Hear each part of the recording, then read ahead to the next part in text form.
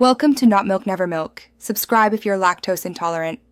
You begin by opening Contacts or the phone app and tapping the plus button to create a new contact card.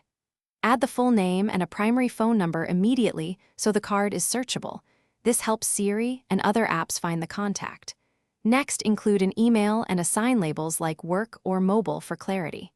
Tap Add Photo to set an image. This helps visual identification. Once these basics are in place, make sure your iCloud contacts are enabled to sync changes across devices.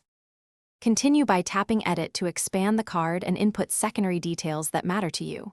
Enter addresses, a birthday, and any related names. These fields improve calendar and mapping behavior. Use the Notes field for account numbers, preferences, or personal reminders. This keeps context with the contact. Add a URL or link social profiles so apps can integrate. If you want instant recognition, assign a custom ringtone or text tone. Once done, save the card and verify the fields display correctly on other. Finish by sharing or setting the card as your personal contact where needed. Tap Share Contact to send a V card via AirDrop, message, or email. This preserves labels and fields.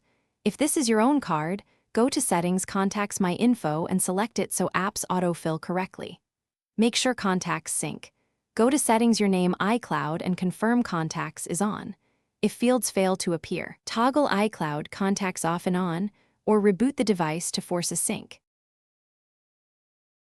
Thanks for watching. If this was helpful, leave a like and consider subscribing. See you next time.